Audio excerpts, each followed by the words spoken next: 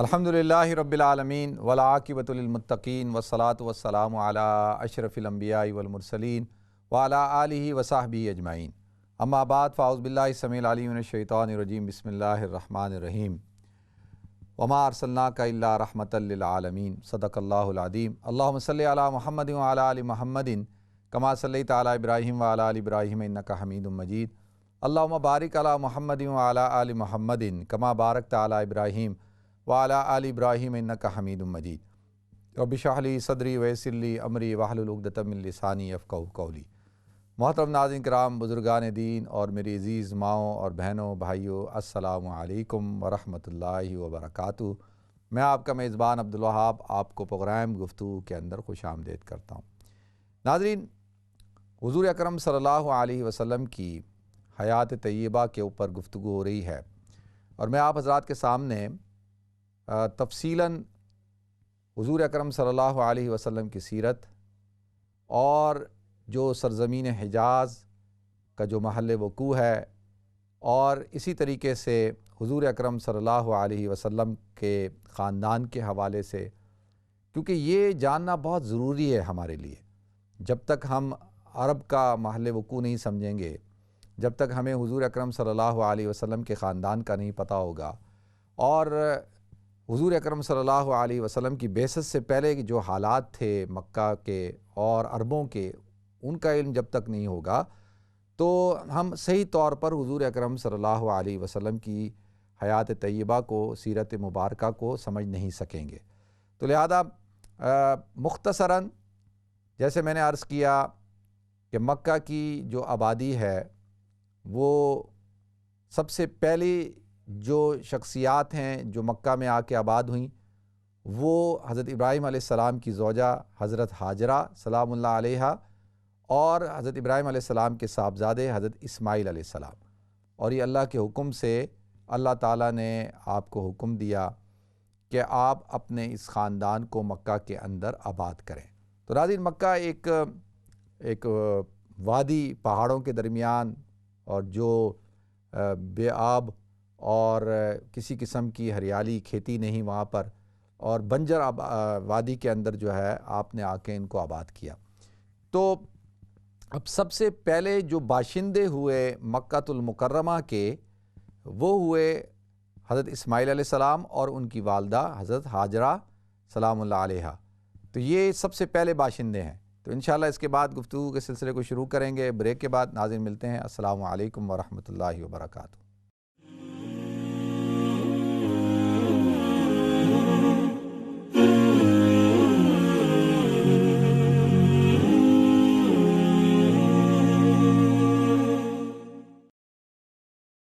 بسم اللہ الرحمن الرحیم۔ السلام علیکم ورحمۃ اللہ وبرکاتہ۔ ناظرین، آپ کو ایک دفعہ پھر پروگرام گفتگو کے اندر خوش آمدید کرتا ہوں۔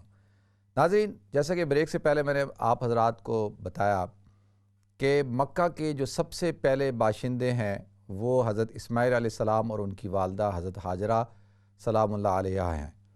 اور پھر پچھلی ایپیسوڈ میں نے آپ کو بتایا کہ جب حضرت اسماعیل علیہ السلام جوان ہوئے، ان کی شادی ہوئی، ان کے نانا جو حضرت اسماعیل علیہ السلام قبیلہ بنو جرہم سے، جو قبیلہ بنو جرہم آ کے وہاں آباد ہوا، وہاں پر میزاز تھا جو سردار، اس کی بیٹی سے حضرت اسماعیل علیہ السلام کا نکاح ہوا، اور اس سے اللہ رب العزت نے حضرت اسماعیل علیہ السلام کو 10 بیٹے عطا کیے۔ تقریباً ان میں سے 2 بیٹے جو نابت اور کیدار ہیں، ان سے آپ کی جو ہے وہ آگے نسل چلی ہے، اور باقی سب ادھر مختلف علاقوں کے اندر جو ہے وہ ہجرت کر گئے۔ تو ناظرین، پھر قبیلہ بنو جرہم کے پاس جب سرداری رہی، یعنی جب ان کا انتقال ہو گیا، حضرت نابت کا بھی انتقال ہو گیا، وہ تو ہجرت کر گئے تھے، اور کیدار کا بھی جب انتقال ہو گیا، تو یہ جو سرداری تھی وہ آ گئی قبیلہ بنو جرہم کے پاس۔ اور قبیلہ بنو جرہم جب وہاں سے، جب میں نے آپ حضرات کو بتایا تھا کل کہ جب حملہ کیا بخت نصر نے، تو یہ حضرات کو یہاں سے نکالا، اور یہ سارے مختلف علاقوں کے اندر پھیل گئے، اور زیادہ تر لوگ جا کر یمن میں آباد ہو گئے۔ اور یہ قبیلہ بنو جرہم جب بیت اللہ سے، مکہ سے نکل رہے تھے، تو ایک تو انہوں نے 2 کام کیے۔ ایک کام تو یہ کیا کہ جو زمزم کا جو کنواں تھا اس کو چھپا دیا، اور جو بیت اللہ کے اندر وہاں پہ جو تبرکات تھے، 2 سونے کے جو سینگ ہوتے ہیں، ہرن کے سینگ سونے کے وہ تھے، وہ لے گئے، اور ساتھ میں جو تلواریں تھیں، زریں تھیں، ان کو جو ہے زمین کے اندر دفنا دیا۔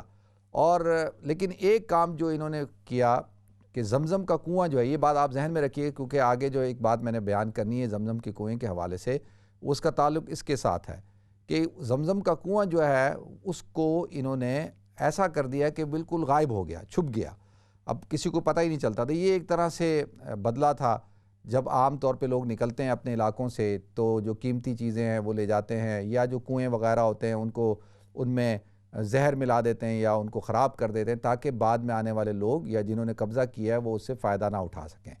تو لہذا ناظرین یہ سلسلہ چلتا رہا، اور اب آ جاتے ہیں کہ حضور اکرم صلی اللہ علیہ وسلم کا جو خاندان ہے، حضور اکرم صلی اللہ علیہ وسلم کے خاندان میں جیسے میں نے آپ کو بتایا تھا کہ جو مین جو ایک شخصیت ہیں جن کو کہا جاتا ہے قصی بن کلاب، ان کے 2 صاحبزادے تھے، ایک کا نام عبد مناف تھا، ایک کا نام عبد دار تھا۔ جیسے میں نے آپ کو پہلے بھی بتایا تفصیل کے ساتھ کہ عبد مناف نے جو ہے وہ خوشحالی حاصل کر لی، ترقی کر لی، ان کی اولاد بھی زیادہ ہو گئی، تجارت بھی کرنا شروع ہو گئے، پیسہ بھی زیادہ تھا، تو وہ ان کے پاس سیادت آ گئی اور وہ ایک طرح سے مکہ کے ایک رئیس بن گئے، ایک سردار بن گئے۔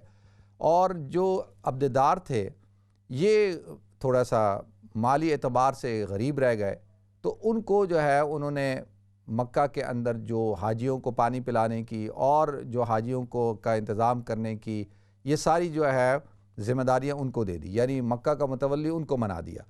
تو ناظرین اسی طریقے سے اب یہ دونوں قبیلے تھے اور یہ قریشی تھے، اور ان کے آپس میں پھر جھگڑے کھڑے ہوئے، تو جھگڑا کھڑا ہونے کی وجہ سے انہوں نے آپس میں چیزوں کو تقسیم کر لیا۔ تو ناظرین آگے چلتے ہیں، اور حضور اکرم صلی اللہ علیہ وسلم کا جو شجرہ نسب ہے اس کے اندر دیکھیں کہ محمد بن عبداللہ بن عبد المطلب، یہ جو عبد المطلب ہیں، پھر عبد المطلب بن ہاشم، عبد المطلب یہ جو ان کے بارے میں تھوڑا سا آپ کو بتاتا ہوں کہ جو ہاشم تھے حضور اکرم صلی اللہ علیہ وسلم کے یہ پردادا، یہ بھی ایک بہت بڑے سردار تھے۔ ان کا اصل میں نام تھا عمر، اور ان کو ہاشم اس لیے کہا جاتا تھا کیونکہ یہ جو قریش کے لوگ تھے اور جو حاجی آتے تھے یہ ان کو روٹیوں کے ٹکڑے کر کے اور ان کو کھلایا کرتے تھے، شوربے میں گوشت پکاتے تھے، روٹیوں کا ٹکڑا کرتے تھے، گوشت کے ٹکڑے کر کے اور کھانا زیادہ بنا کر یہ کھلایا کرتے تھے، تو اس وجہ سے ان کا نام جو ہے وہ ہاشم پڑ گیا، اور یہ ان کا لقب ہے۔ اصل میں ان کا نام تھا عمر۔ ناظرین یہ تجارت کے لیے اکثر شام جایا کرتے تھے، مدینہ منورہ بھی جایا کرتے تھے، تو لہذا مدینہ منورہ جب ایک دفعہ پہنچے ہیں، کیونکہ مدینہ منورہ کے اندر میں نے آپ حضرات کو بتایا تھا کہ جب بخت نصر نے حملہ کیا فلسطین پہ تو وہاں سے یہودیوں کو اس نے جلا وطن کیا تھا، اور یہودی جو ہے وہ مختلف ملکوں میں پھیل گئے تھے، تو بنو نذیر، بنو قریظہ، بنو قینقاع، یہ 3 بڑے قبیلے مدینہ میں آ کے آباد ہوئے اور خیبر کے اندر آ کے آباد ہوئے۔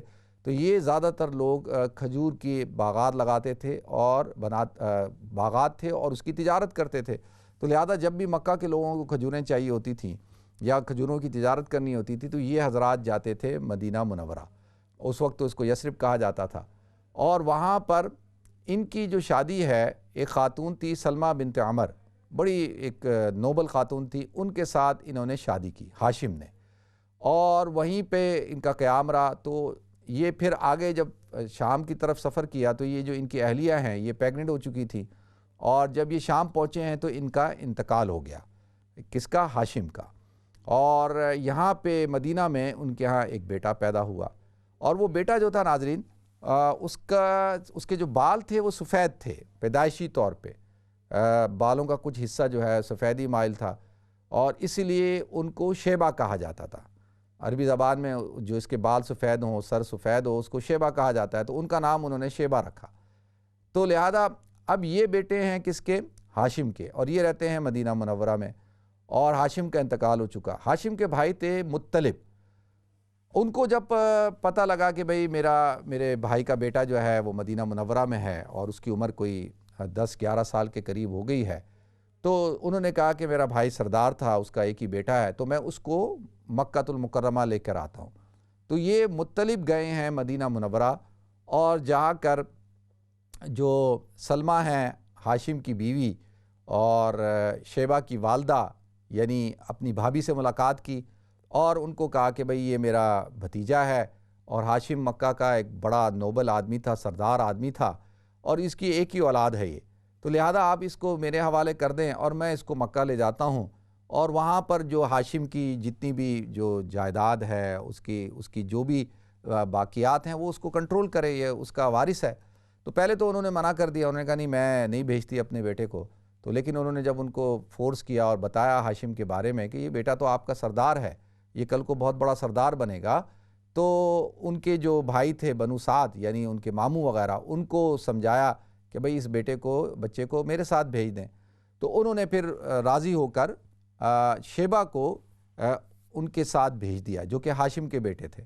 تو وہ اونٹ پہ بیٹھے تھے ان کے پیچھے، ناظرین جب وہ مکہ المکرمہ پہنچے تو لوگوں نے جب دیکھا کہ مطلب کے اونٹ پہ پیچھے ایک بچہ 10-11 سال کا بیٹھا ہوا ہے، اور لوگوں نے یہ سمجھا کہ مطلب کوئی غلام خرید کے لے کے آیا ہے، اور کہنا شروع کر دیا، جیسے ہی دیکھا تو اس بچے کو کہا عبد المطلب، یعنی مطلب کا عبد، مطلب کا غلام۔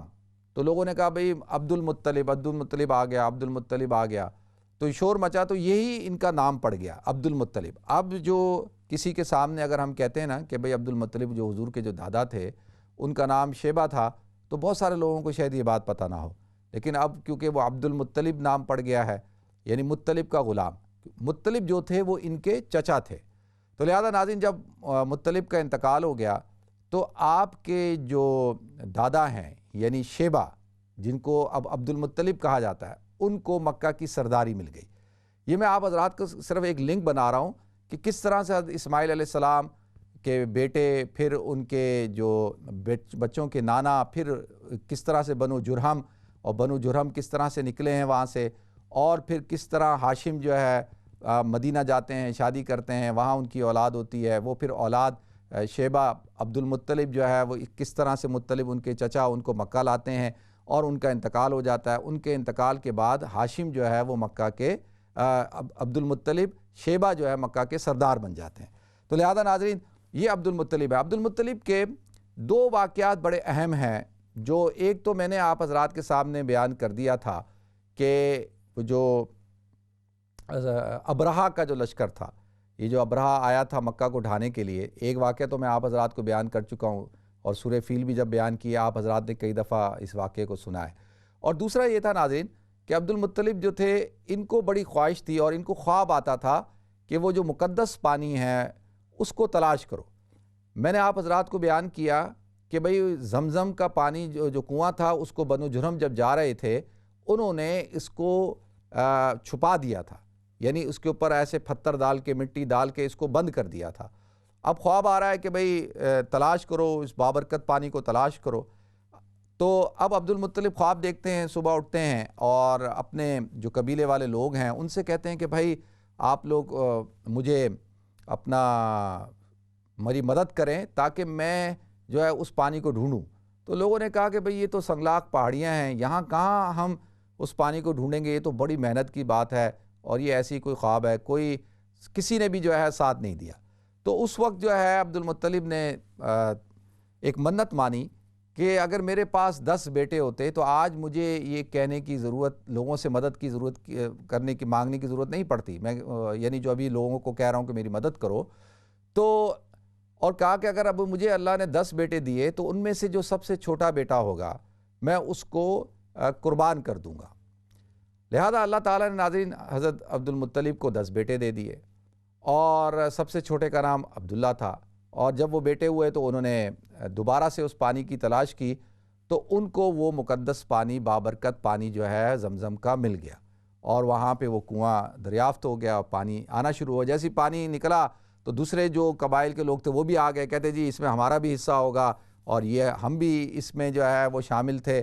تو انہوں نے کہا کہ بھئی جس وقت میں نے تم سے کہا میری مدد کرو اس وقت تو تم نے تو مدد کی نہیں، یہ تو میں نے اپنی مدد آپ کے تحت میرے بچوں نے ہم نے اس کو دریافت کیا ہے، تو لہٰذا اس کا حق بھی ہمارے پاس ہی رہے گا۔ تو لہٰذا ناظرین اس وقت ان کے جب 10 بیٹے دیکھ کر کوئی بھی ان سے لڑنے کے لیے نہیں آیا، اب لوگوں نے ان کو تارا دینا شروع کر دیا۔ دیکھیں حضور اکرم صلی اللہ علیہ وسلم کی حدیث ہے کہ آپ فرمایا کرتے تھے کہ انا ابن الذبیحین، کہ میں 2 مذبوحوں کی اولاد ہوں۔ یعنی وہ 2 مذبوح کون؟ جن کو اللہ کی راہ میں ذبح کیا گیا۔ ایک حضرت اسماعیل علیہ السلام کہ حضرت ابراہیم نے خواب دیکھا اور اللہ تعالیٰ نے ان کی اس قربانی کو قبول فرمایا، حضرت اسماعیل علیہ السلام، اور دوسرا حضرت عبداللہ جو حضور اکرم صلی اللہ علیہ وسلم کے والد ہیں۔ اچھا، اب جب تانے دینا شروع کیے کہ بھئی اب اپنے سب سے چھوٹے بیٹے کو آپ قربان کرو، آپ نے منت مانی تھی، تو اب بڑے پریشان ہوئے، اور یہ سب سے زیادہ محبوب ان کو یہی اپنے یہ چھوٹے صاحبزادے تھے۔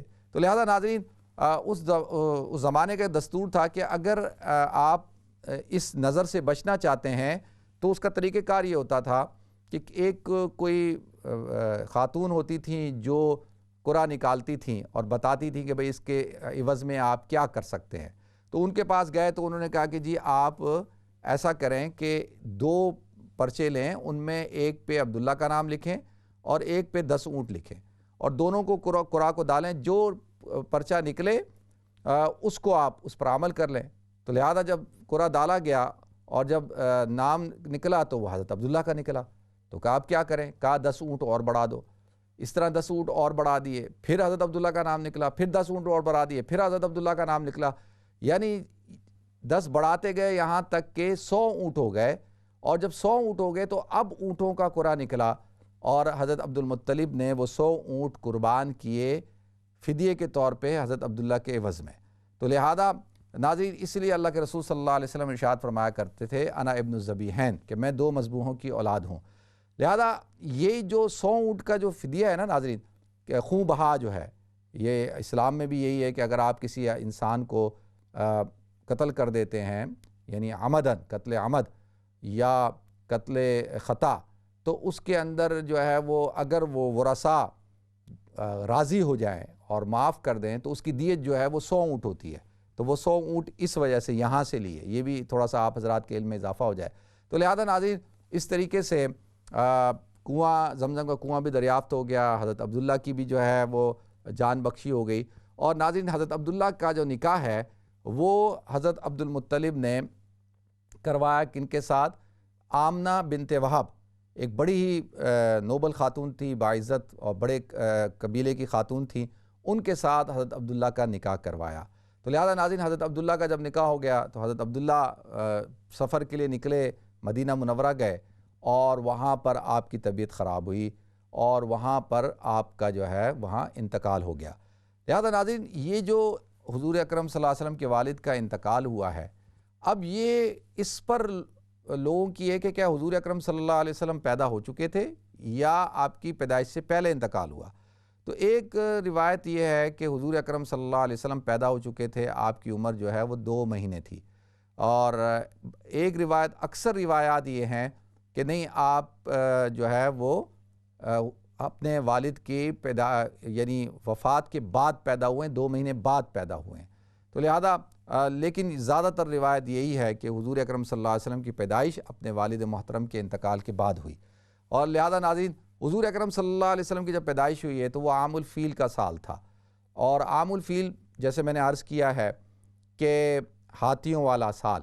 یہ جو ابرہہ تھا یہ یمن کا گورنر تھا، جو حبشہ کا جو بادشاہ تھا نجاشی، اس نے اس کو گورنر بنایا تھا، اس کا نام صباح تھا، اور یہ وجہ کیا بنی؟ مکہ کو ڈھانے کے لیے حملہ کرنے آیا مکہ کے اوپر۔ کیوں؟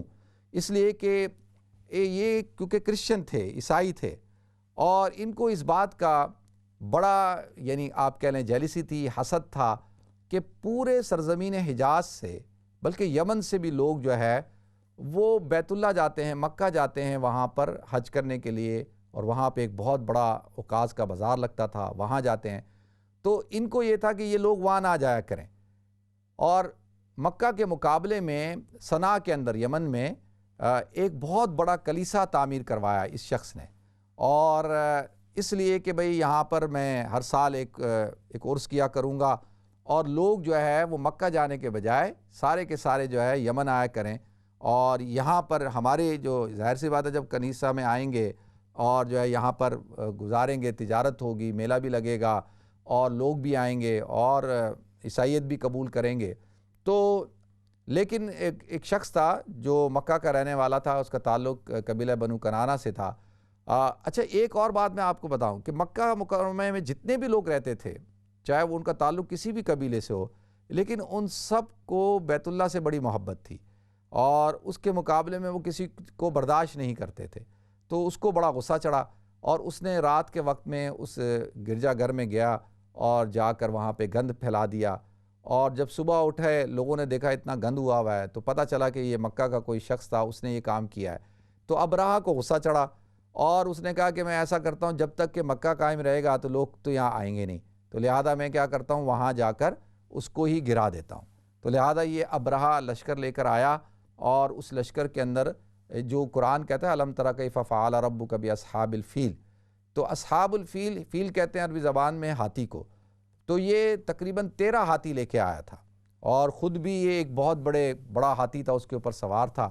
اور ناظرین یہ جو جب ہم حج پہ جاتے ہیں اور عرفات سے جب ہم نکلتے ہیں مزدلفہ جانے کے لیے، تو منی اور مزدلفہ کے درمیان ایک وادی ہے جس کو وادی محصر کہا جاتا ہے، اور وہاں پر آ کر اس نے یہ قیام کیا، اور جس وقت ہاتھیوں کا رخ کیا جاتا بیت اللہ کی طرف تو وہ اس طرف اٹھتے ہی نہیں، جاتے ہی نہیں، اور جب ان کا رخ دوسری طرف کیا جاتا تو اس طرف چلنا شروع ہو جاتے۔ تو پھر اللہ تعالیٰ نے ایک جھنڈ بھیجا پرندوں کا، چھوٹے چھوٹے پرندے تھے، چڑیاں تھیں، اور ان کے ایک چونچ میں ایک چھوٹی سی کنکری تھی اور 2 کنکریاں ان کے پنجوں میں تھی، اور وہ انہوں نے آ کے جو ہے وہ کنکریاں پھینکیں، اور اللہ تعالیٰ نے اس طریقے سے اس لشکر کو تباہ و برباد کیا۔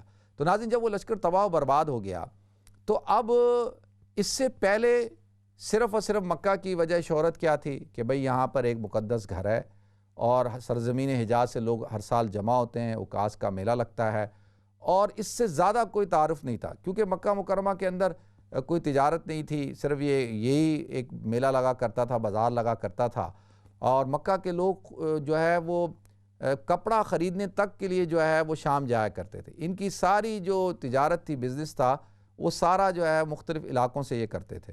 تو لہذا خود کیونکہ ان کے پاس کوئی ایسی پیداوار نہیں تھی، کوئی ہنر نہیں تھا، کچھ ایسی چیز نہیں تھی، اس لیے لوگ زیادہ تر تو یہاں آتے نہیں تھے، صرف جو ہے وہ حج کے لیے آتے تھے یا اپنا مال لے کر آتے تھے اور یہاں پہ آ کے فروخت کرتے تھے۔ ایک طرح سے ایک بہت بڑا انہوں نے بازار، یا آپ کہیں کہ ایک شاپنگ سینٹر، کوئی اسٹریٹ جیسے آکسفورڈ اسٹریٹ ہے نا، اس طرح سے وہ ایک کریٹ کی تھی۔ تو لہذا ناظرین صرف وجہ شہرت یہ تھی، لیکن ابرہہ کا جب لشکر تباہ و برباد ہوا اور اس طرح سے ہوا تو اس کی شہرت جو ہے وہ پورے روم اور فارس میں ہو گئی، ہر طرف دھوم مچ گئی کہ بھئی ایک اس طرح سے ایک اتنا طاقتور، دیکھیں نا تقریباً اس کا جو لشکر تھا آتا ہے کہ 26,000 سے زیادہ اس کے اندر اس کے سپاہی تھے، اور کہاں مکہ کے تھوڑے سے لوگ اور کہاں 26,000 کا لشکر اور ہاتھی اور گھوڑے اور اونٹ اور اسلحے سے لیس۔ تو اللہ تعالیٰ نے کس طریقے سے، تو اس کی جو تباہی کے بعد جو ہے، حالانکہ ابرہہ جو ہے مکہ میں نہیں مرا تھا، یہ بیمار ہو گیا تھا اور یہ جا کے یمن میں جا کے یہ مرا ہے، اور اس بنا پر جو ہے پورے علاقے کے اندر شور مچ گیا، پوری دنیا میں شور مچ گیا، اور لوگوں کو پتہ چلا کہ بھئی ایک جگہ ہے۔ اس کے بعد مکہ کی جو ایک مذہبی حیثیت ہے اور ایک تقدس ہے وہ عالمی سطح پر اجاگر ہوا۔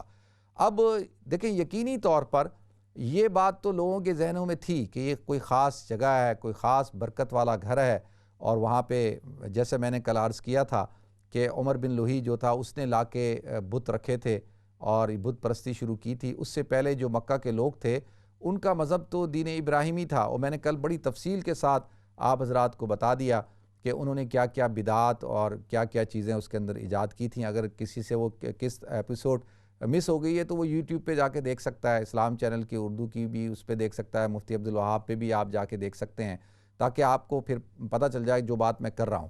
تو لہذا ناظرین اب اللہ تعالیٰ نے مکہ کے لوگوں کو ایک عالمی حیثیت عطا کر دی، اور کچھ ہی عرصے بعد جو ہے عبد المطلب کا بھی انتقال ہو گیا۔ تو لہذا ناظرین کل انشاءاللہ نیکسٹ اس پہ میں حضرت محمد صلی اللہ علیہ وسلم کی پیدائش اور اس کے حوالے سے انشاءاللہ تذکرہ شروع کروں گا، اور کوشش کروں گا کہ اس کو ہم سلسلے کو لے کے چلیں اور حضور اکرم صلی اللہ علیہ وسلم کی پوری سیرت کو آپ حضرات کے سامنے میں تفصیل کے ساتھ بیان کروں۔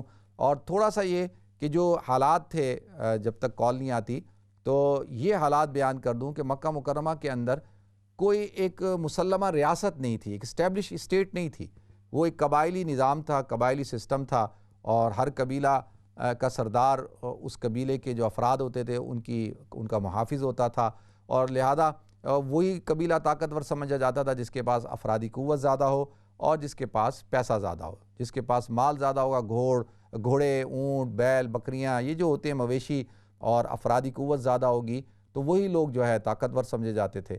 اور مکہ کے اندر یہ جو قریش تھا اس کو ایک خاص حیثیت حاصل تھی، جیسا کہ میں نے عرض کیا کہ بنو ہاشم کو ان کو مکہ کے متولی تھے، اور ان کے پاس جو ہے وہ سارا کنٹرول تھا مکہ کا، حاجیوں کو لک آفٹر کرتے تھے، زمزم کا پانی پلاتے تھے، تو لہذا ان کو ایک الگ سے ایک مذہبی حیثیت بھی حاصل تھی۔ اور اسی وجہ سے یہ جب پورے سرزمین حجاز میں ٹریول کرتے تھے تو اور جو قبیلے ہیں جب وہ سفر کرتے تھے تو ان کو عام طور پہ خطرات کا سامنا کرنا پڑتا تھا، اور حملے ہوتے تھے، ڈاکو لوٹ لیتے تھے، ہمیشہ کوئی نہ کوئی پریشانی ہوتی تھی۔ لیکن یہ جب سفر کرتے تھے تو ان کو اس قسم کے حالات کا سامنا کرنا نہیں پڑتا تھا، وہ اس وجہ سے کہ پورے سرزمین حجاز میں ان لوگوں کی عزت تھی، ان کو ایک خاص قسم کا پروٹوکول حاصل تھا کہ بھئی یہ تو مکہ کے متولی ہیں اور وہاں کے مجاور ہیں، تو لہذا ان کو کوئی ڈسٹرب نہیں کرتا تھا۔ تو اس وجہ سے مذہبی قیادت بھی ان کے پاس تھی، اور پھر یہ ایک خاص پروٹوکول ہونے کی وجہ سے تجارت میں بھی یہ کامیاب ہوئے، تجارت بھی کرتے تھے، تو لہذا اللہ تعالیٰ نے ان کو طاقتور بنایا۔ تو لہذا ناظرین مکہ کے اندر میں نے جیسے آپ کو کہا کہ کوئی ایسے اسٹیبلش کوئی ریاست نہیں تھی، تو اس کی وجہ سے کوئی نظام نہیں تھا، اور وہاں پر بس جو طاقتور تھا اسی کا زور چلتا تھا۔ آپ کا اپنے قبیلے کا آدمی چاہے وہ ظالم ہو اسی کو لوگ سپورٹ کرتے تھے اور اسی کی مدد کرتے تھے، جو بیچارہ مظلوم ہے اور جو بیچارہ غریب ہے، کمزور ہے، اس کے کوئی حقوق نہیں تھے۔ تو لہذا اسی وجہ سے وہاں پہ عورتوں کے بھی کوئی حقوق نہیں تھے، غلاموں کے بھی کوئی حقوق نہیں تھے۔ عورتوں کی صورتحال آپ حضرات کے سامنے ہے۔ دیکھیں عام طور پر یہ بات قرآن میں بھی اللہ تعالیٰ نے ارشاد فرمایا فَإِذَا الْمَوْءُودَةُ سُئِلَتْ کہ جس بچی کو زمین میں زندہ درگور کیا گیا وہ پوچھے گی فِي أَيِّ ذَنبٍ قُتِلَتْ کہ مجھے کس گناہ کے وس میں قتل کیا گیا۔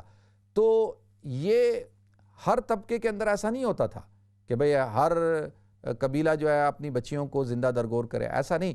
اور خاص طور پہ جو بڑے قبائل تھے جیسے میں نے عرض کیا قریش اور بنو ہاشم، اور اسی طرح سے یہ دوسرے جو قبائل تھے ان کے ہاں جو عورتیں ہوتی تھیں ان کو ایک بڑا خاص اسٹیٹس حاصل ہوتا تھا اور ان کا ایک خاص مقام ہوتا تھا، اور اس طرح سے نہیں ان کو کہ زندہ درگور کیا جا رہا ہے بچیوں کو، کیونکہ یہ بات آپ ذہن میں بٹھائیں کہ جب تک کہ عورتیں اگر ختم کر دی جائیں اور ان کو قتل کر دیا جائے تو پھر نکاح کیسے ہوگا، اور پھر افراد کیسے بڑھیں گے، بچے کیسے ہوں گے؟ تو اور اس زمانے میں جس کے زیادہ اولاد ہے، زیادہ بچے ہیں، وہی طاقتور ہے، تو اگر بچیوں کو قتل کرتے جائیں گے تو پھر یہ سلسلہ آگے کیسے چلے گا شادی کا، نکاح کا؟ تو لہذا یہ جو سلسلہ تھا عورتوں کو، بچیوں کو قتل کرنے کا، یہ سلسلہ جو تھا یہ ان قبیلوں میں تھا جو کہ غریب ہوتے تھے یا جن کے اندر جو قبائلی اشرفیت حاصل نہیں ہوتی تھی، وہ لوگ ایسا کرتے تھے۔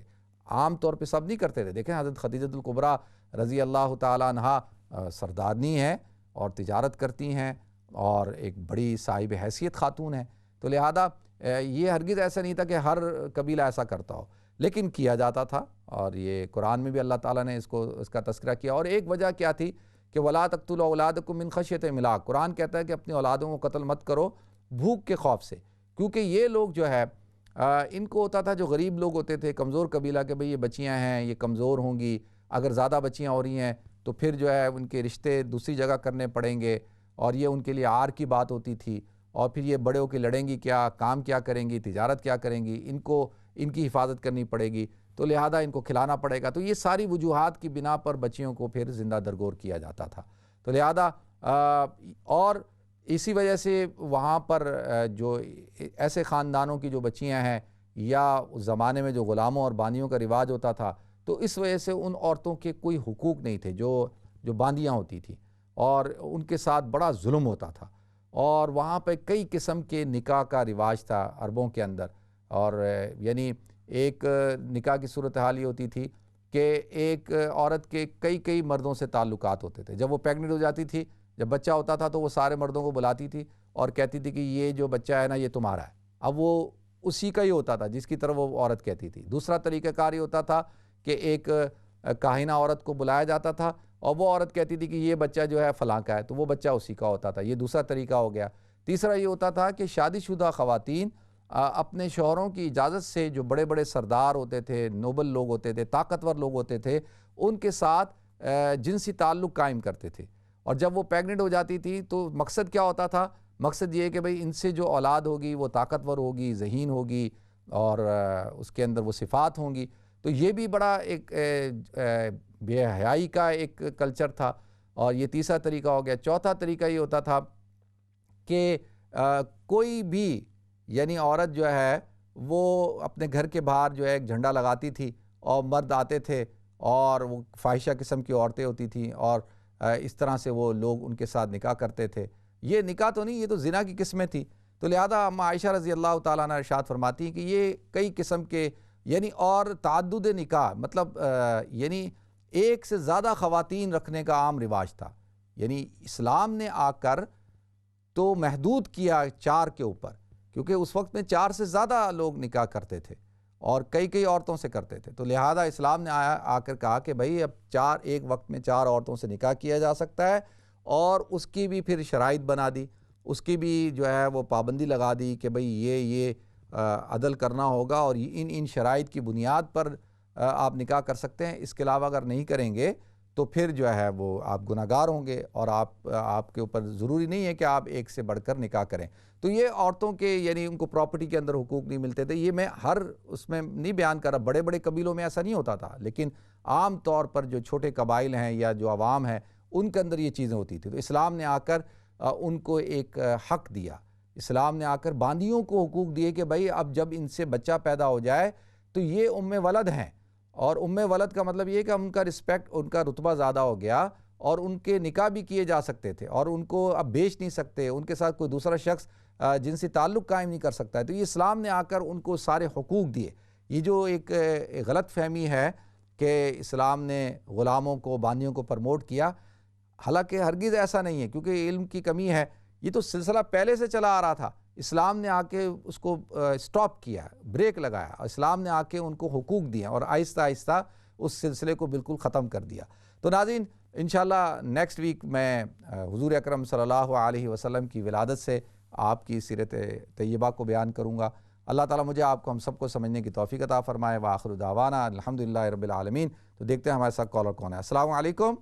السلام علیکم مولانا صاحب، کیا حال ہے؟ ٹھیک ہو؟ الحمدللہ میں ٹھیک ہوں، اللہ کرم شکر اللہ. الحمدللہ. تو نا بڑا ہی پیارا پروگرام ہونا. میں برمنگھم سے بول رہا ہوں. شکریہ جی. بہت برمنگھم تو جی بہت خوبصورت پروگرام دینے ہو اور بڑا شعور سگیشنا اس چیز نا، اور بڑا خوش نصیبی ہے ساری کہ اساں کہ تساں جے مفتی لبے جڑے اوپن ٹیلی ویژن چچی اتنی ڈیٹیل نال اساں کے دسنے. اچھا ہلو جی میں سن رہا ہوں. جی دوسری چیز یہ ہے کہ میں دعا کرنا چاہنا میں پوری قوم واسطے، پوری امت واسطے، اور پلس میں اپنے اسپیشلی 2-3 واسطے دعا کرانے چاہنا. نواسے مارے ایک نواسا جڑا تھوڑا بولنے میں کسری ہے، اس نے اسپیشل دعا کری ہے. ضرور انشاءاللہ ضرور. بہت شکریہ آپ کی کال کا. نیکسٹ کال لیتے ہیں. السلام علیکم. وعلیکم السلام جی. صاحب کیا حال ہے؟ ٹھیک ہے الحمدللہ میں ٹھیک ہوں، اللہ کرم شکر اللہ کا. جناب میں نے ایک مسئلہ پوچھنا تھا. 2 دن پہلے تو میں نے کال کی تھی، صبح کی نماز کے متعلق پوچھا تھا.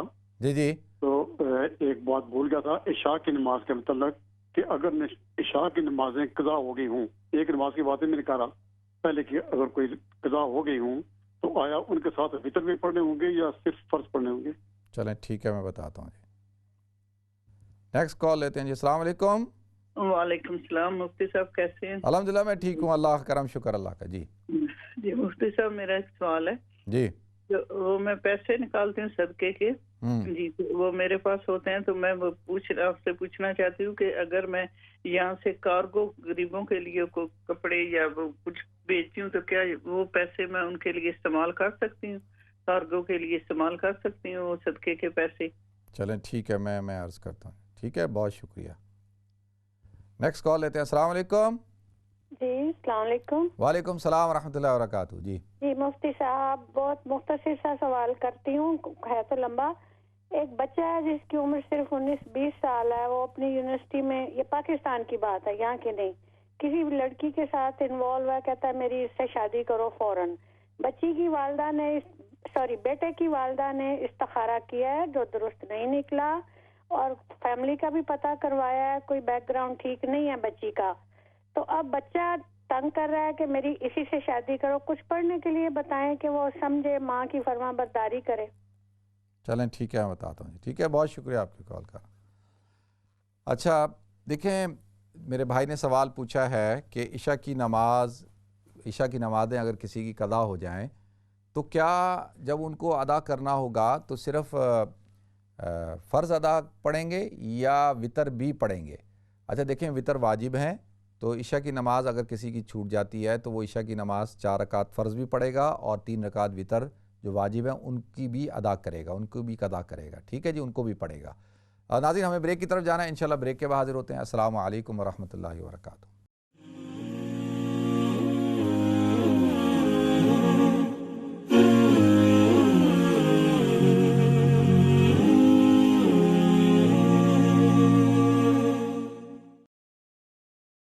بسم اللہ الرحمن الرحیم۔ السلام علیکم ورحمۃ اللہ وبرکاتہ۔ ناظرین، آپ کے ایک دفعہ پھر پروگرام گفتگو کے اندر خوش آمدید کرتا ہوں۔ اچھا، میری بہن کہہ رہی ہیں کہ وہ صدقے کے پیسے جمع کرتی ہیں اور اگر وہ پاکستان کارگو بھیجتی ہیں جس میں غریبوں کے لیے کپڑے یا اور چیزیں ہیں، تو کیا اس رقم کو اس ٹرانسپورٹیشن کے لیے یوز کیا جا سکتا ہے؟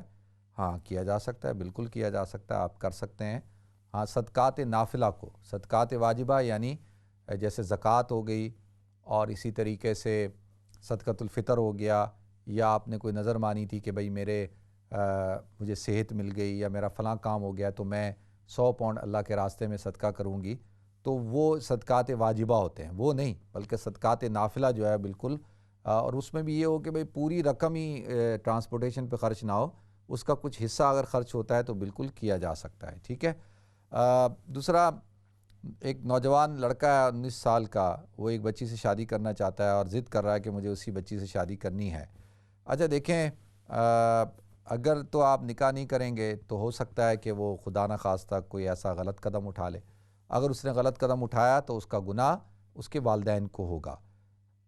اگر لڑکی مسلمان ہے اور بچہ کہتا ہے کہ جی مجھے اس سے شادی کرنی ہی کرنی ہے، تو بہتر یہی ہے کہ پھر شادی کر دی جائے، اس سے پہلے کہ وہ اس کی لائف ڈسٹرب ہو جائے، وہ خود ڈسٹرب ہو جائے۔ ابھی بالکل ینگ ہے، اس کا پورا فیوچر ہے، تو یہ ساری چیزیں ہیں۔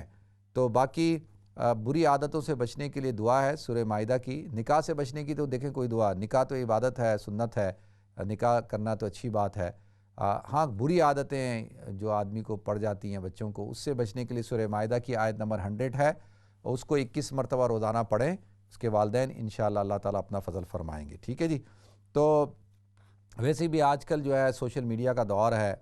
ویسے میں آپ کو بتاؤں، ابھی سوشل میڈیا کا دور بھی ہے، اس سے پہلے میڈیا کا دور تھا، اس سے پہلے VCR کا دور تھا، اور پھر DVD اور CDs کا دور تھا، سینما کا دور تھا، تھیٹروں کا دور تھا۔ یہ تو کئی سالوں سے تقریباً ہم نے جب سے آنکھ کھلی ہے تو یہ ساری چیزیں ہیں۔ تو معاشرے کے اندر تو یہ ساری چیزیں آئیں گی، اور معاشرے کے اندر میڈیا ہمیشہ سے اس کا کردار جو ہے وہ منفی ہی رہا ہے، اور ہمارے جو بچے ہوتے ہیں، نوجوان ہوتے ہیں، ان کے ذہنوں کے اوپر بڑے اثرات مرتب کرتا ہے۔ اس کی وجہ سے پھر آپ دیکھیں بے راہ روی اور بے حیائی، فحاشی یہ عام ہوتی جا رہی ہے، اور کیونکہ فلموں کے اندر، ڈراموں کے اندر یہی سب کچھ دکھایا جاتا ہے، اور اس کو کوئی عیب نہیں سمجھا جاتا۔ تو جب یہ عیب نہیں سمجھا جائے گا، دوستی کرنا اور اس طرح سے عاشقی معشوقی کرنا، تو اس کو ایک یعنی ایسی چیز بنا کر پیش کیا جائے کہ جو معیوب نہ ہو، تو پھر بچے یہی کام کریں گے، بچیاں بھی یہی کام کریں گی۔ تو لہذا ہمیں اپنے بچوں کی تربیت کرنی ہوگی، ان کو بتانا ہوگا کہ بھئی نکاح کیسے ہوتا ہے، نکاح کیوں کیا جاتا ہے، نکاح کا مقصد کیا ہے، شادی کا کانسیپٹ کیا ہے، اسلام کہتا ہے کہ نکاح کرو۔ تو یہ ساری چیزیں ہمیں ان کو بتانی ہوگی۔ صرف ایک سیکشل ریلیشن قائم کرنا یا جنسی لذت کے لیے، جنسی تعلقات کے لیے نکاح نہیں ہوتا، وہ بھی اس کا ایک مین فیکٹر ہے، لیکن اس کے علاوہ بھی بہت ساری چیزیں ہیں۔ تو ہمیں اپنی اولادوں کی صحیح طور پہ تربیت کرنی ہوگی۔ دیکھتے ہیں ہمارے ساتھ کالر کون ہے. السلام علیکم. وعلیکم السلام. جی جی فرمائیں. جی آپ ٹھیک ہیں؟ الحمدللہ اللہ کرم شکر اللہ کا. جی مجھے نماز کے متعلق 2 سوال پوچھنے ہیں، اگر برائے مہربانی آپ مجھے تفصیل سے بتا دیں. میں نا کل عشاء کی نماز کی جب 4 فرض پڑھ رہی تھی تو میں نے اپنے بیٹے سے کہا کہ تم 2 پڑھ کے نا فرض، تو جب تیسری اور چوتھی رکعت میں جاؤ گے تو سورۃ فاتحہ کے بعد کوئی سورت مت پڑھنا. تو اس نے مجھے پوچھا کہ اس کا ریزن کیا ہے. اس کے لیے میرے پاس جواب نہیں تھا کہ اس کے پیچھے کیا ٹھوس دلائل کیا ہے. اور دوسرا سوال یہ ہے کہ میری بہن پاکستان میں ہے تو وہ کہہ رہی ہے کہ جو سنتیں ہیں وہ جب ہم نیت کرتے ہیں تو وہ ہم جیسے کہتے ہیں کہ 2 رکعت نماز فرض اللہ تعالیٰ کے لیے، تو وہ کہتی سنت جو ہے وہ تم رسول اللہ صلی اللہ علیہ وسلم کے نام پہ پڑھو. تو میں نے اس سے کہا کہ نہیں یہ تو نہیں ہو سکتا، جتنی عبادات ہیں، تراویح ہے، سنتے ہیں، نفل ہیں، وہ سب اللہ تعالیٰ کے لیے ہیں. تو وہ کہتی نہیں سنتیں نا رسول اللہ کے لیے پڑھنی چاہیے. اب اس کا بھی آپ مجھے تفصیلی جواب دے دیں کہ یہ کیا معاملہ ہے. چلیں ٹھیک ہے میں بتاتا ہوں. جی ٹھیک ہے، بہت شکریہ آپ کی کال کا، جزاکم اللہ. نیکسٹ کال لیتے ہیں. السلام علیکم. السلام علیکم. وعلیکم السلام. جی جی فرمائیں. جی میں مفتی صاحب سے بات کرنا چاہتا ہوں. جی جی آپ کریں، میں کر رہا ہوں بات، بالکل آپ کریں. اچھا مفتی صاحب میرے پاس 2 سوال ہے. ایک تو یہ ہے کہ کلام پاک پڑھنے کے لیے وضو کا ہونا ضروری ہے، اگر ہے تو کیوں؟ اور دوسرا یہ جو ابھی آپ کا پروگرام دیکھ رہا ہوں اس میں آپ نے نکاح کی بات کیا. نکاح فرض ہے، سنت ہے، نکاح کیا ہے؟ کہ نکاح ضروری ہے کہ نہیں ضروری ہے؟ ٹھیک ہے جی میں بتاتا ہوں. ٹھیک ہے جی بتاتا ہوں. نیکسٹ کال لیتے ہیں. السلام علیکم. وعلیکم السلام. مفتی صاحب محترم کیسے ہیں؟ خیریت ہے؟ الحمدللہ میں ٹھیک ہوں، آپ خیریت سے ہیں؟ ٹھیک ہے جی آپ کی دعا ہے. سب سے پہلے میں تعزیت کرتا ہوں حضرت مولانا عادل خان صاحب کی شہادت کا. جی کہ بڑا افسوس لگا. جی انہوں نے چند دن پہلے جو ہے گستاخ صحابہ جو ہیں انہوں نے بدتمیزی کی، تو انہوں نے کہا کہ ہم یہ برداشت نہیں کریں گے. تو وہی لوگ قاتل ہیں. جی جی ان کا اس دنیا سے چلے اللہ تعالیٰ ان کی مغفرت فرمائے. جی اللہ تعالیٰ ان کے درجات کو بڑے بلند علماء فرمائے. کو یہ لوگ شہید. تو یہ بڑا ایک خوف سا طاری ہو رہا ہے کہ علماء اگر اٹھ گئے تو پیچھے پھر جاہلیت پھیل جائے گی. تو یہ بھی تھوڑی پریشانی ہے. تو دوسرا جو مسئلہ میں پوچھنا چاہتا ہوں حضرت وہ یہ کہ میں وتر پڑھ رہا تھا اور آدھی 2 رکعت کے بعد تحیات پڑھنی پڑتی عبدہ و رسولہ تک. تو میں نے پوری پڑھ کر ذہن میں نہیں رہا اور ایک طرف سلام پھیرا. جو ہی سلام پھیرا مجھے یاد آ گئی اور میں اٹھ کھڑا ہوا اور پھر باقی مکمل رکعت کی اور اپنے دعائے قنوت وغیرہ پڑھنے کے بعد پھر میں نے اینڈ پہ دوبارہ سجدہ ساو کر کے ایسے مکمل کی نماز. تو کیا وہ میری نماز ہوگی؟ بالکل صحیح. آپ نے بالکل صحیح کیا کہ اینڈ میں سجدہ صاف کر لیا اور آپ کی نماز بالکل ہو گئی. ٹھیک ہے جی بہت شکریہ آپ کی کال کا، جزاکم اللہ. نیکسٹ کال لیتے ہیں. السلام علیکم. السلام علیکم. وعلیکم السلام ورحمۃ اللہ وبرکاتہ. جی مفتی صاحب میں سخاوت بول رہا ہوں بیلفاسٹ سے. جی جی میں ہر ہفتے 2 روزے رکھتا ہوں نفلی. ٹھیک ہے. سوموار کا اور جمعرات کا. ٹھیک ہے. لگاتار نہیں رکھنی چاہیے، چھوڑنے چاہیے بیچ میں سے. یہ کیا مسئلہ ہے؟ چلیں ٹھیک ہے میں بتاتا ہوں. جی ٹھیک ہے. اچھا انہی کے سے شروع کر لیتا ہوں میں.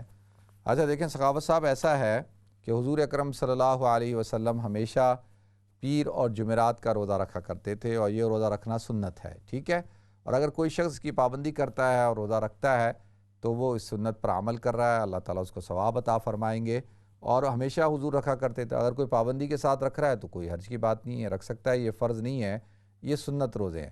اور کبھی اگر چھوڑ بھی دیتا ہے تو کوئی ایسی بات نہیں ہے. جیسے مثال کے طور پہ کبھی پیر کے دن اگر عید الفطر آ گئی یا عید الاضحیٰ آ گئی تو پھر روزہ نہیں رکھنا. اسی طریقے سے جو جمعرات کے دن اگر عید الفطر عید الاضحیٰ آ گئی تو اس میں بھی روزہ نہیں رکھنا. تو ایسے کبھی بیمار ہے، کبھی ٹریولنگ پہ ہے تو آدمی چھوڑ بھی سکتا ہے. ٹھیک ہے جی. تو بالکل پابندی کے ساتھ بھی آپ رکھ سکتے ہیں اور چھوڑ بھی سکتے ہیں جب آپ کو طبیعت میں کوئی بشاشت نہ ہو یا کوئی بیماری ہو یا کہ آپ سفر کر رہے ہوں تو بالکل آپ چھوڑ بھی سکتے ہیں۔ دوسرا سجدہ صاحب والا میں نے جواب دے دیا تھا۔ دوسرا آپ نے جو کہا نا کہ مولانا عادل خان صاحب کی شہادت اور علماء کا انتقال کر جانا، علماء کی، دیکھیں میں ایک بات تو بڑی ایک اہم ہے، میری آپ حضرات سے گزارش یہ ہے کہ آپ حضرات جس طریقے سے علماء کو ٹریٹ کرتے ہیں نا، اکثریت کی بات نہیں کر رہا، ایک طبقہ ہے جو علماء کو بہت ڈس رسپیکٹ کرتا ہے اور اس کو مولوی کہہ کے اور اس کے ساتھ توہین آمیز سلوک کرتا ہے، اس کا رویہ ان کو انسان ہی نہیں سمجھتا۔ تو یہ وہ طبقہ ہے ناظرین جو لبرل سیکولر طبقہ ہے، جو دین بیزار طبقہ ہے اور جس کا اسلام سے کوئی تعلق نہیں۔ میں کھلم کھلا ڈنکے کی چوٹ پہ ایک بات کرتا ہوں، میں کہتا ہوں دیکھیں جو بھی شخص میرے سوشل میڈیا پہ، یوٹیوب پہ یا بدتمیزی کر رہا ہوتا ہے، گالیاں دے رہا ہوتا ہے، ڈس رسپیکٹ کر رہا ہوتا ہے، یقین جانیے جب اس کی تھوڑا سا اس کو سرچ کرو، اس کی ہسٹری نکالو، تو یا تو وہ اہل تشیع میں سے ہوگا، یا وہ اسماعیلی ہوگا، یا وہ ایک لبرل ایک سیکولر آدمی ہوگا، یا وہ کون ہوگا، وہ کوئی غیر مسلم ہوگا۔ اچھا اب یہ جو طبقے ہیں، دیکھیں ایک طبقہ اسماعیلی ہیں، وہ تو کہتے ہیں جی ہم مسلمان ہیں، لیکن مولویوں کو ایسے ٹریٹ کریں گے، مثال دیتا ہوں جیسے پرویز ہد بھائی ہیں۔ اب یہ جو پرویز ہد بھائی ہیں یہ تو اسماعیلی ہیں اور پروفیسر ہیں، لیکن جب بھی اسلام کے بارے میں بات کرنی ہے مولویوں کو ایسا رگڑا لگائیں گے، ایسے بات کریں گے۔ تو میرا یہ سوال یہ ہے کہ آپ اپنے اماموں کے بارے میں، اپنے جو آپ کے جو داعی مطلق ہیں، آپ کے امام ہیں، آپ کے مربی ہیں، ان کو تو آپ بڑی عزت دیتے ہیں، بڑی رسپیکٹ دیتے ہیں، لیکن اہل سنت کے علماء ان کو آپ ڈس رسپیکٹ کرتے ہیں۔ اچھا ہمارے میڈیا میں تو لوگوں کو پتہ ہی نہیں ہے۔ مثال کے طور پہ ہمارے یہ شہزاد روائے صاحب ہیں۔ اب شہزاد روائے صاحب ایک گلوکار ہیں اور ایک سنگر ہیں، لیکن ہیں تو اسماعیلی۔ اب میں ان سے سوال پوچھتا ہوں کہ بھائی ہم جب آپ کے امام کی، آپ کے داعی مطلق کی یا آپ کے مربی کی کو عزت کرتے ہیں، ان کو ڈس رسپیکٹ نہیں کرتے، تو آپ کو کس نے حق دیا ہے کہ آپ جو ہے علماء کے ساتھ بدتمیزی کریں؟ تو لہذا ہمارے ہاں ایک عمومی ایک رویہ بن چکا ہے۔ تو میری گزارش یہ ہے کہ دیکھیں ٹھیک ہے کچھ علماء آپ حضرات سمجھتے ہیں کہ بھئی وہ ٹھیک نہیں ہوں گے یا ان کا کردار ٹھیک نہیں ہے، تو وہ ان کی حد تک رکھیں، اور ان کی وجہ سے جو ہے سارے علماء کو برا بلا کہنا یہ بات مناسب نہیں ہے۔ ٹھیک ہے جی، کم سے کم اتنا تو احترام کریں کہ العلماء ورثۃ الانبیاء، کہ اللہ کے رسول نے ارشاد فرمایا کہ علماء انبیاء کے وارث ہیں۔ یقین جانیے ناظرین، میں آپ سے اپنے دل کی بات کروں، میں تو الحمدللہ ایک کھاتے پیتے گھرانے سے تعلق رکھتا ہوں، خوشحال آدمی ہوں، لیکن میں آپ سے گزارش کر رہا ہوں کہ یہ جو علماء جس طریقے سے اپنی زندگی گزارتے ہیں اور ان کے پاس جو فائنانس کے جو مسئلے ہوتے ہیں اور ان کی جو روزمرہ کی ضروریات ہوتی ہیں، یہ جو آپ تھوڑے سے دیکھ رہے ہیں نا، پیروں کو دیکھتے ہیں، یہ پیر تو بڑے امیر لوگ ہیں، انہوں نے تو وہ خانقاہیں بنائی ہیں، آستانے بنائے ہیں، مزار بنائے ہیں، ان کے پاس تو کروڑوں روپے کے جو ہے نذرانے آتے ہیں، لیکن یہ جو علماء ہیں جو صحیح تعلیم اور تربیت اور قرآن اور حدیث کی ترویج میں لگے ہوئے ہیں، جو پڑھنا پڑھانا اور دعوت و تبلیغ کے کام میں لگے ہوئے ہیں، یہ اصل لوگ ہیں، اور ان کی جو زندگی ہے بیچارے بڑی محرومی کی زندگی ہوتی ہے، لیکن یہ اللہ کے دین کی سربلندی کے لیے کام کرتے ہیں۔ تو کم سے کم ہم کیا کر سکتے ہیں؟ ہم کم سے کم رسپیکٹ تو کریں، ہم عزت تو کریں، ان کا احترام تو کریں۔ صرف اس لیے کر لیں کہ بھئی ان کے سینوں کے اندر حدیث ہے، ان کے سینوں کے اندر قرآن ہے۔ اللہ تعالیٰ مجھے بھی توفیق دیجیے، آپ حضرات کو بھی توفیق دے۔ اللہ کے رسول نے ارشاد فرمایا کہ دیکھو کہ علماء کن عالماً او متعلماً، عالم بنو، طالب علم بنو، اور وما والاہما، یا ان سے محبت کرنے والے بنو۔ پھر اللہ کے رسول صلی اللہ علیہ وسلم نے ارشاد فرمایا دیکھو ان سے بغض کرنے والا تکن خامساً، پانچویں مت بننا، یا تو عالم بنو، طالب علم بنو، ان سے محبت کرنے والے بنو، ہاں ان سے بغض کرنے والا نہ بننا، یہ نہ ہو کہ تم ان سے بغض کرو، ان سے نفرت کرو، یہ اللہ کے رسول نے منع فرمایا۔ تو اللہ تعالیٰ مجھے بھی توفیق دے، آپ کو بھی توفیق دے۔ اچھا دوسرا جو ہے وہ نکاح کے بارے میں پوچھا ہے میرے بھائی نے کہ نکاح کیا ہے، سنت ہے، فرض ہے، کیا ہے؟ اچھا دیکھیں اللہ کے رسول صلی اللہ علیہ وسلم نے ارشاد فرمایا النکاح من سنتی، نکاح میری سنت میں سے ہے۔ اچھا اب ایک شخص ہے، اس کے اوپر شہوت اتنی غالب ہے کہ اگر وہ نکاح نہیں کرے گا تو وہ زنا کی طرف جا سکتا ہے اور کوئی چیز مانے بھی نہیں ہے، یعنی اس کے پاس پیسے بھی ہیں، کھانے پینے کے اسباب بھی ہیں اور گھر بھی ہے، سب کچھ ہے، اور وہ کہیں بھی نکاح کا پیغام بھیجے تو آسانی کے ساتھ اس کا نکاح بھی ہو جائے۔ اب وہ شخص جو ہے زنا کے اندر مبتلا ہونے کا خطرہ ہے اور وہ زنا کے اندر مبتلا ہو رہا ہے تو گناہ کبیرہ کے اندر، اب اس شخص کے لیے واجب ہے کہ یہ نکاح کرے، اس لیے کہ کوئی چیز مانے نہیں ہے کہ یہ نکاح سے رکے، اگر نہیں کرے گا تو یہ گناہگار ہوگا، ٹھیک ہے۔ اب ایک شخص ہے اس کے لیے نکاح نہ کرنا واجب ہے، وہ کون شخص ہے؟ وہ شخص ہے کہ جو بالکل حقوق پورے نہیں کر سکتا، جو میڈیکلی جس کے ساتھ پرابلم ہے، یعنی وہ ازدواجی تعلق قائم نہیں کر سکتا، یا اس کے ساتھ کوئی مینٹل ایشو ہے۔ دیکھیں اگر کسی کے ساتھ کوئی مینٹل ایشو ہے، کوئی فزیکل ایشو ہے اور کوئی اور اس کے ساتھ ایشوز ہیں کہ وہ ایک عورت کے حقوق پورے نہیں کر سکتا، تو اس کے لیے نکاح نہ کرنا واجب ہے۔ اگر یہ نکاح کرے گا تو یہ گناہگار ہوگا، یہ کیونکہ نکاح کرنے سے آپ ایک خاتون کی زندگی کو جو ہے وہ برباد کر سکتے ہیں، آپ تباہ کریں گے۔ اگر آپ کے ساتھ مینٹلی ایشوز ہیں، ہمارے یہاں کیا ہوتا ہے کہ کچھ لوگ بچے ہوتے ہیں، نوجوان ہوتے ہیں، دیکھنے میں بالکل صحت مند ہیں، خوبصورت ہیں، سب کچھ ہیں، لیکن ان کے ساتھ وہ مینٹل ایشوز ہوتے ہیں، وہ سلو ہوتے ہیں اور ان کو چیزوں کا اتنا پتہ نہیں ہوتا، تو اب ان کے نکاح کر دیے جاتے ہیں۔ اور جب نکاح کر دیے جاتے ہیں تو بعد میں پتہ چلتا ہے یار ان کے ساتھ تو کافی ایشوز ہیں میڈیکلی، تو لہذا اب ان کو تو پتہ ہی نہیں ہے کہ بھئی اس کے حقوق کیا ہوتے ہیں، تو ایسا نہیں کرنا چاہیے۔ ان کے لیے نکاح نہ کرنا واجب ہے، کچھ کے لیے کرنا واجب ہے، ان کے لیے نہ کرنا واجب ہے۔ اچھا، سنت کس کے لیے ہے؟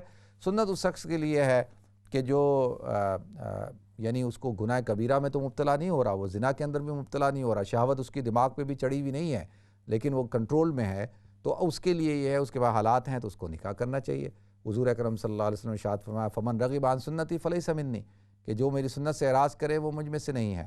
اور حضور نے ترغیب دی ہے یا معاشر شباب من استطاع منکم الباء فلیتزوج، کہ اے نوجوانوں کی جماعت، جو تم میں سے قوت باء رکھتا ہے، جو طاقت رکھتا ہے، استطاعت رکھتا ہے، فلیتزوج، وہ ضرور ضرور نکاح کرے۔ یہاں پہ امر کا صیغہ ہے اور امر للوجوب کے لیے ہوتا ہے کہ یعنی اس پر واجب ہے کہ وہ نکاح کرے، ٹھیک ہے جی۔ اور نکاح کو عام کریں، خدا را نکاح کو عام کریں، آسان کریں، اور جو خواتین جو بیوہ ہو چکی ہیں، وہ خواتین جن کو طلاقیں ہو چکی ہیں، وہ حضرات جن کی بیویاں انتقال کر چکی ہیں اور جو ابھی اکیلے رہتے ہیں، تو خدا را نکاح کریں، نکاح آسان کریں اور ایک دوسرے کے بازو بنیں اور گناہ سے اپنے آپ کو بچائیں۔ اللہ تعالیٰ مجھے بھی توفیق دے، میرا نکاح ہو چکا ہے، اس بات کی توفیق نہ دے کہ میں دوسرا کروں۔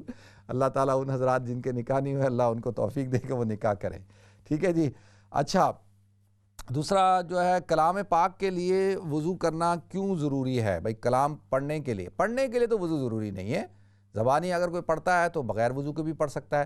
اب قرآن کو چھونے کے لیے، یعنی اگر آپ مصحف کو چھوتے ہیں، قرآن کہتا ہے نا لا یمسہ الا المطہرون، کہ اس کو مت چھوؤ جب کہ تم بہت زیادہ پاک ہو، کیوں کہ تنزیل من رب العالمین، کہ یہ تمہاری رب کی طرف سے اترا ہوا کلام ہے، یعنی اس کلام کی حیثیت کیا ہے کہ اللہ کا کلام ہے، مقدس کلام ہے، تو اس کا احترام کیا ہے کہ بغیر وضو کے اس کو چھوا نہ جائے، ٹھیک ہے جی۔ اللہ تعالیٰ ہمیں بھی توفیق دے، اس لیے وضو کرنا ضروری ہے اس کو چھونے کے لیے۔ اچھا، میری بہن نے سوال پوچھا ہے کہ جی جب ہم فرض نماز پڑھتے ہیں تو اس میں تو نیت کرتے ہیں کہ نماز ہم اللہ کے لیے پڑھتے ہیں، اور ان کو کسی نے کہا ہے کہ بھئی جب آپ سنت پڑھ رہے ہوں تو اس میں نیت کریں کہ یہ ہم حضور اکرم صلی اللہ علیہ وسلم کی طرف کے لیے پڑھتے ہیں۔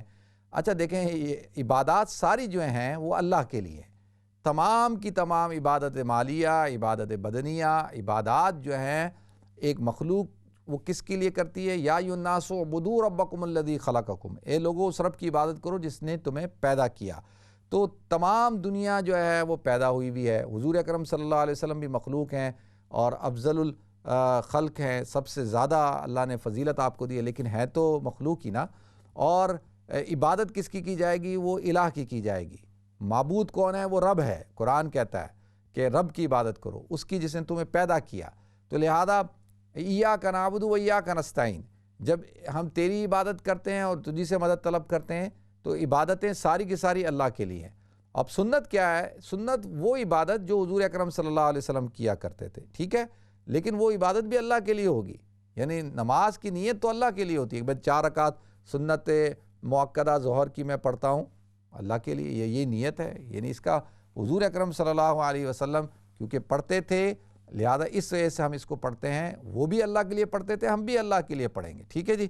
اور دوسرا باقی جو ہے وہ چوتھی رکعت میں میری بہن نے پوچھا ہے کہ عشاء کی ظہر، عصر اور عشاء کی تیسری اور چوتھی رکعت میں صرف سورہ فاتحہ پڑھی جائے گی، قرآن کی تلاوت نہیں کی جائے گی.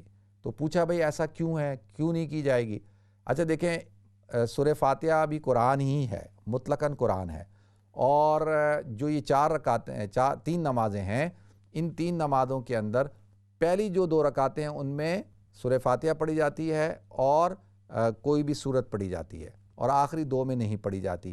اچھا اس کی وجہ کیا ہے؟ سب سے پہلی وجہ تو یہ ہے کہ دیکھیں حضور اکرم صلی اللہ علیہ وسلم نے ایسے ہی پڑھی. جب حضور نے ایسے پڑھی اور ہمیں پڑھنے کا حکم دیا ایسے، سلو کما رأیتمونی اصلی، تم نماز پڑھو جیسے کہ میں نے نماز پڑھی، تو ہم ایسے نماز پڑھتے ہیں جیسے حضور نے نماز پڑھی، تو لہذا حضور نے ایسے پڑھی تو ہم بھی ایسے ہی پڑھتے ہیں. پہلا جواب یہ ہو گیا. اس کے اندر چو چرا کرنے کی ضرورت تو ہے نہیں، اور عقل کو بھی دوڑانے کی ضرورت نہیں ہے. پہلی بات یہ ہوگی. اور دوسرا یہ کہ بھئی اس لیے تاکہ نماز جو ہے طویل نہ ہو جائے، لمبی نہ ہو جائے، ٹھیک ہے، ایک مخصوص ٹائم کے اندر ہو، اس لیے شروع کی 2 رکعتوں کے اندر جو ہے وہ تلاوت کو رکھا، آخری 2 رکعتوں میں نہیں رکھا. باقی واللہ عالم بالصواب. ٹھیک ہے جی. نیکسٹ کال لیتے ہیں. السلام علیکم. السلام علیکم. وعلیکم السلام. جی جی جی مفتی صاحب، میں اکرینٹے سے حاجی الیاس بات کر رہا ہوں. جی جی میرا مسئلہ یہ ہے کہ ایک میری عزیزہ ہیں، وہ رات کو جلدی اٹھ جاتی ہیں، وہ تہجد پڑھتی ہیں. ٹھیک ہے. اچھا، وہ کیا کرتی ہیں کہ تہجد پڑھنے کے فوراً بعد جو ہے نا وہ فجر کی نماز پڑھ لیتی ہیں، حالانکہ اس وقت نماز کا ٹائم نہیں ہوتا. ٹھیک ہے. تو بس یہ میں نے ان کو بولا ہے کہ ایسے آپ کی نماز، آپ تہجد پڑھتی ہیں، یہ تو نماز نفلی عبادت ہے، نماز فرض جو ہے وہ آپ ٹائم سے پہلے پڑھ لیتی ہیں، ایسے نہیں ہوتا. ٹھیک ہے، میں بتاتا ہوں جی. بہت شکریہ آپ کی کال کا، جزاکم اللہ. نیکسٹ کال لیتے ہیں. السلام علیکم. جی وعلیکم السلام. میرا سوال ہے زکوٰۃ کے بارے میں، کہ زکوٰۃ جو یہ جو چیریٹی کے پروگرام ہوتے ہیں تو یہ بتاتے ہیں کہ بچوں یتیموں کو اور غریبوں کو پڑھاتے مفت میں، تو وہاں پہ زکوٰۃ دے سکتے ہیں؟ اور ان بچوں کے اوپر چلیں ٹھیک ہے میں بتاتا ہوں. اور دوسرا سوال یہ ہے کہ نماز، فرض نماز کے آخر میں درود شریف کے بعد کتنی دعائیں پڑھ سکتے ہیں؟ نبی کریم صلی اللہ علیہ وسلم پڑھتے تھے کتنی؟ ٹھیک ہے میں بتاتا ہوں. ٹھیک ہے، بہت شکریہ. نیکسٹ کال لیتے ہیں. السلام علیکم. السلام علیکم. وعلیکم السلام ورحمۃ اللہ. ہلو مفتی صاحب، السلام علیکم. وعلیکم السلام ورحمۃ اللہ وبرکاتہ. میں نے آپ سے بات کرنی ہے. میں بہت بڑا گناہ گار ہوں. میں سارے ہی گناہ گار ہیں حضرت، سمجھے نا. میرے لڑکپن میں، جوانی میں، شادی سے پہلے، شادی کے بعد مجھ سے گناہ کبیرہ، گناہ صغیرہ سب ہوئے ہیں. اور اس کے بعد میں نے 2 حج بھی کیے ہیں، 3 عمرہ بھی کیے ہیں. پتہ نہیں اللہ تعالیٰ معاف کرنے والا ہے یا نہیں. آپ دعا کروا دیں میرے لیے. چلیں اللہ تعالیٰ آپ کو، آپ ماشاءاللہ مسلمان ہیں، اور اللہ تعالیٰ آپ کو، آپ کی توبہ کو قبول فرمائے. اور ہم سب گناہ گار ہیں. حضور نے فرمایا کلکم خطاؤن، تم سب کے سب جو ہے خطا کار ہو، لیکن تم میں سب سے بہترین خطا کار، یعنی خطا کاروں میں بھی بہترین وہ ہوتا ہے جو توبہ کرنے والا ہوتا ہے. تو ماشاءاللہ آپ نے توبہ بھی کی ہے، تو اللہ تعالیٰ آپ کے گناہ معاف فرمائے. دعا بھی کرنی ہے بھائی. نیکسٹ کال لیتے ہیں. السلام علیکم. وعلیکم السلام ورحمۃ اللہ وبرکاتہ. جی جی مفتی صاحب، مجھے آپ سے ابھی ایک بہن نے آپ سے پوچھا کہ رسول اللہ صلی اللہ علیہ وسلم کے نام سے سنت پڑھی جاتی ہے، تو مجھے ایک بات یاد آیا. اس میں بچپن میں موریشس سے ہوں، وہاں پہ کتاب میں ایک ضرور المسلمین نام کا ایک کتاب تھا، تو اس میں اسی طرح لکھا تھا نویت ان اصلی اللہ تعالیٰ رکعتین سنت رسول اللہ تعالیٰ. تو ہم نے اسی پہ ٹھیک ہے. اس کے اندر وہ کہ سنت رسول اللہ صلی اللہ علیہ وسلم ہے نا. تو وہ رسول اللہ صلی اللہ علیہ وسلم کی سنت یہ ہے نا، اس کا مطلب تو یہ ہے. تو وہ تو یہ تو یہی ہے نا کہ بھئی میں حضور کی سنت پر عمل کرتے ہوئے، نماز تو اللہ کے لیے پڑھتے ہیں نا. ہاں نماز تو ٹھیک ہے جی. نماز تو اس کا مطلب عربی میں آپ نے جو پڑھی اس کا مطلب یہی ہے کہ سنت رسول اللہ صلی اللہ علیہ وسلم، یعنی رسول اللہ صلی اللہ علیہ وسلم کی سنت ہے یہ نماز پڑھنا. تو نماز اللہ کے لیے پڑھی جاتی ہے، سنت کا مطلب ہی یہی ہے. اچھا ناظرین، جلدی سے جواب دے دیتا ہوں. حاجی الیاس صاحب نے کہا کہ وہ کوئی خاتون ہیں تہجد پڑھتی ہیں اور فجر کے وقت سے پہلے فجر پڑھ لیتی ہیں، کیا ان کی نماز ہو جائے گی؟ نہیں ہوگی بھائی، فجر کا وقت ہی نہیں ہوا تو فجر کی نماز کیسے ہوگی؟ تو فجر کے وقت کے بعد فجر کی نماز پڑھی جائے گی. دوسرا، زکوٰۃ بچوں پہ خرچ کی جا سکتی ہے، یتیم بچوں کے اوپر بالکل خرچ کی جا سکتی ہے. اور فرض نماز کے آخر میں عربی میں دعائیں آپ مانگ سکتے ہیں، جو دعائیں آپ کو یاد ہیں بالکل مانگ سکتے ہیں. اور اللہ تعالیٰ تمام گناہ گاروں کی مغفرت کرتا ہے، اور بے شک کہ وہ توبہ کرے تو اللہ آپ کے گناہوں کو معاف فرمائے. باقی دعا کر لیں جی. سبحان اللہ و بحمدہ، سبحانک اللہم و بحمدک، نشہد ان لا الہ الا انت، نستغفرک و نتوب الیک. اللہم انی اسألک بانی اشہد انک انت اللہ لا الہ الا انت الاحد الصمد الذی لم یلد ولم یولد ولم یکن لہ کفوا احد. یا اللہ یا رحمان یا رحیم. الف لام میم اللہ لا الہ الا هو الحی القیوم، عنت الوجوہ للحی القیوم، لا الہ الا انت سبحانک انی کنت من الظالمین. یا اللہ یا رحمان یا رحیم. یا اللہ تو ہم سب کے صغیرہ کبیرہ گناہوں کو معاف فرما. یا اللہ تمام خطاؤں سے درگزر فرما. یا اللہ تو رحم کا، کرم کا، فضل کا معاملہ فرما. یا الہ العالمین، جتنے لوگ بیمار ہیں یا اللہ سب کو صحت کاملہ دائمہ عاجلہ مستمرہ عطا فرما. یا اللہ جتنے لوگ پریشان حال ہیں ان کی پریشانیوں کو دور فرما. یا اللہ جتنے لوگ گھروں کے اندر یا اللہ بے روزگار ہو چکے ہیں، جن کے کاروبار ختم ہو چکے ہیں، یا اللہ تو ان کے بے روزگاری کو ختم فرما. یا اللہ ان کو روزگار عطا فرما. یا اللہ جن کی جابیں ختم ہو گئی ہیں، یا اللہ ان کو جابیں عطا فرما. یا الہ العالمین جو مقروض ہو چکے ہیں یا اللہ ان کو قرضوں سے خلاصی عطا فرما. یا اللہ جو بڑھاپے میں ہیں اور بڑھاپے کی وجہ سے بیماریوں کا شکار ہیں، تکلیفوں کا شکار ہیں، یا اللہ تو ان کو ہمت عطا فرما. یا اللہ صبر کرنے کی توفیق عطا فرما، ان کو صحت عطا فرما. یا الہ العالمین جتنے ہمارے دوست احباب رشتہ دار عزیز و قارب اس دنیا سے چلے گئے، جس کے والدین اس دنیا سے چلے گئے، اللہ تو سب کی مغفرت فرما، سب کو جنت الفردوس کے اعلیٰ مراتب عطا فرما. اور یا اللہ جن کے والدین زندہ ہیں ان کو اپنے والدین کی خدمت کرنے کی توفیق عطا فرما. یا الہ العالمین عالم اسلام کی حفاظت فرما، مسلمانوں کی حفاظت فرما، بلاد اسلامیہ کی حفاظت فرما، حرمین شریفین کی حفاظت فرما، مسجد اقصیٰ کی حفاظت فرما. یا اللہ مرتے وقت ہم سب کو کلمہ طیبہ لا الہ الا اللہ محمد رسول اللہ پڑھنے کی توفیق عطا فرما، خاتمہ بالخیر عطا فرما. ربنا تقبل منا انک انت السمیع العلیم وتب علینا انک انت التواب الرحیم. وصلی اللہ تعالی علی خیر خلقہ سیدنا و مولانا محمد وعلی آلہ وصحبہ اجمعین. آمین برحمتک یا ارحم الراحمین. ناظرین، ہمارا پروگرام کا وقت بالکل ختم ہو چکا. انشاءاللہ آپ حضرات سے ملاقات ہوگی منڈے کو. اپنا خیال رکھیے گا، اپنی دعاؤں مجھے یاد رکھیے گا. السلام علیکم ورحمۃ اللہ وبرکاتہ.